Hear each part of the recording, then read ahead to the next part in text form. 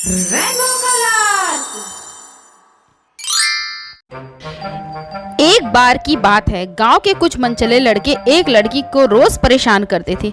रोज रोज की छेड़खानी से परेशान होकर वह खुदकुशी करने का फैसला करती है और वह जैसे ही नदी में कूद जाती है और डूबने लगती है।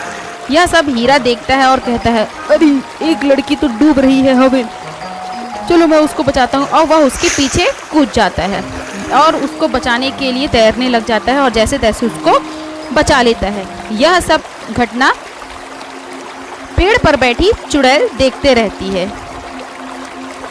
और यह सब देखकर हीरा से उसको प्यार हो जाता है और वह एक सुंदर स्त्री का भेष बना लेती है और हीरा के पास पहुंच जाती है और वह हीरा से शादी करके उसके साथ घर में साथ साथ रहने लग जाती है। कुछ समय बाद उसके घर एक बेटी पैदा होती है।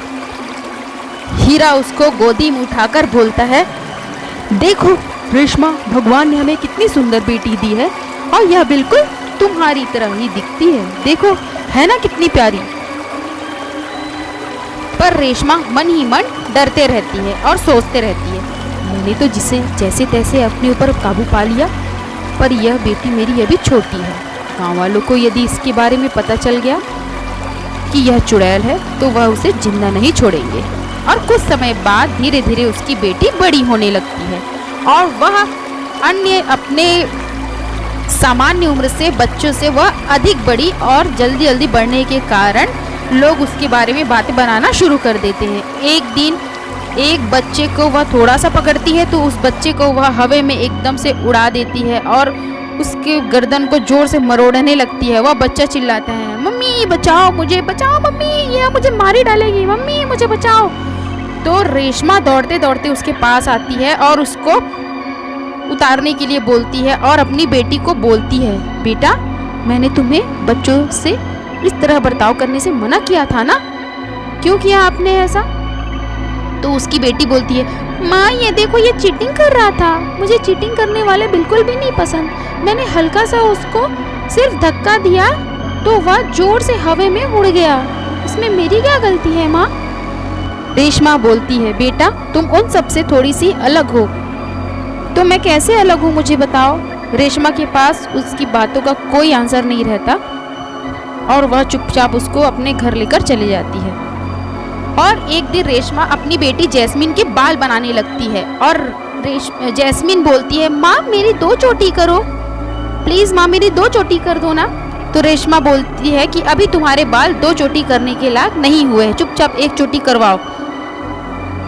फिर रात हो जाती है, सब सो जाते हैं और एक घर से अचानक से जोर जोर से चिल्लाने की आवाज आती है, हाय रे अंधेरे में कोई मेरे बालों में उस तरह चलाकर मुझे गंजा कर गया रे, मैं तो किसी के मुंह दिखाने के काबिल नहीं रही, मैं गंजी हो गई, क्या करूं मैं? ऐसा वह चिल्ला चिल्ला कर रोने लगती है।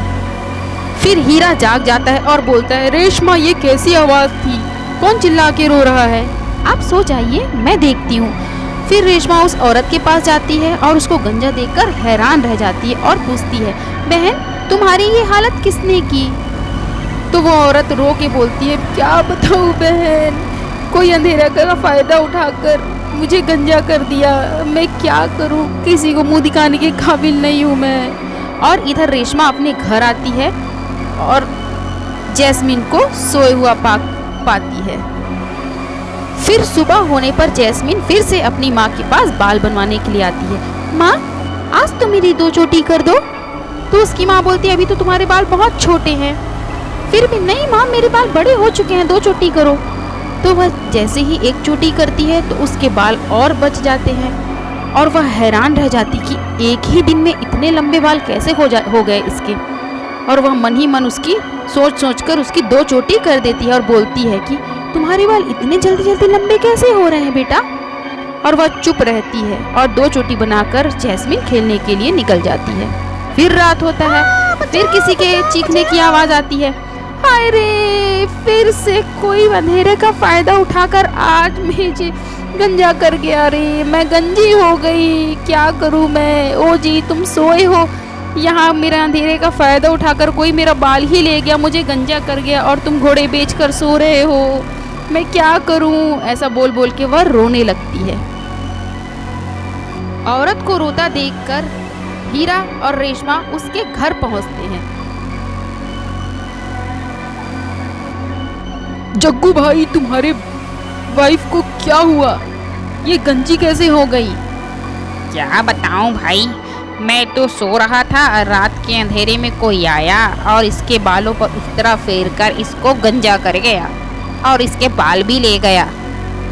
रेशमा सारी बातें सोचने लगती है, ऐसा कौन आ गया जो गांव के हर इंसान को, हर औरत को गंजा कर रहा है। फिर दूसरे दिन जैस्मिन फिर उसके पास बाल बनवाने आती है तो रेशमा की आंखें फटी की फटी रह जाती हैं और वह पूछती है, जैस्मिन, तुम्हारे बाल इतने लंबे कैसे हो गए?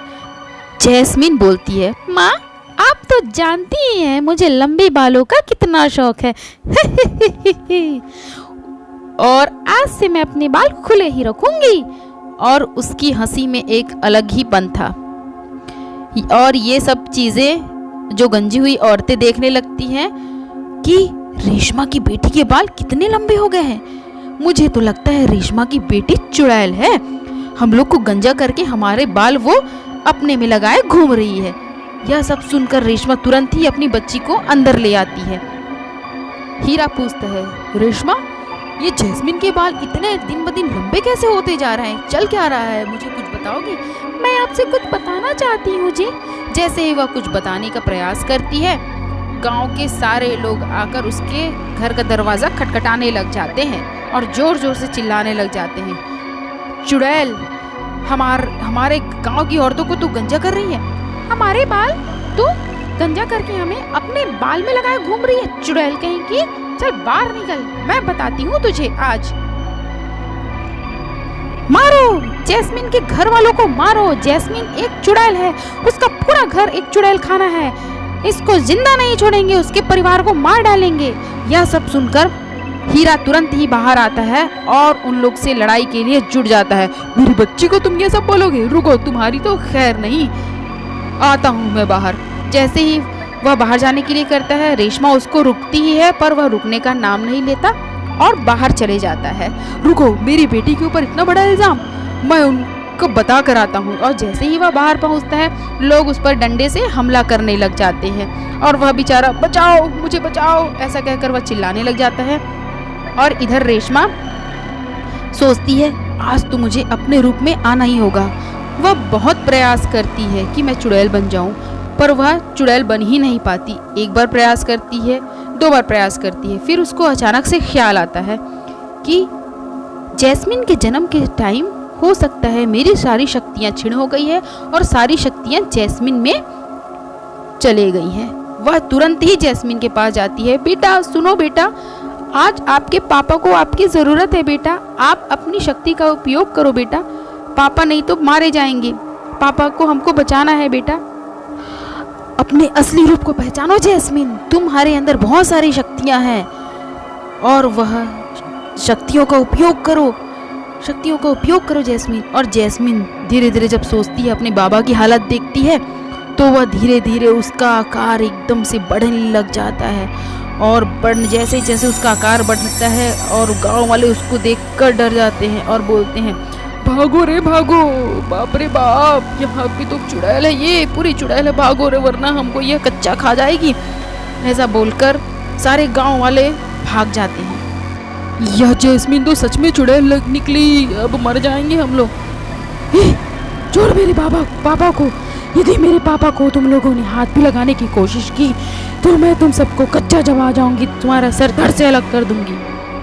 और यह सब देखकर, गुस्सा देखकर सब माफ़ी मांगते हैं जैस्मिन से और उसके परिवार से माफ़ी मांगते हैं। और फिर जैस्मिन अपने नॉर्मल रूप में वापस आ जाती है।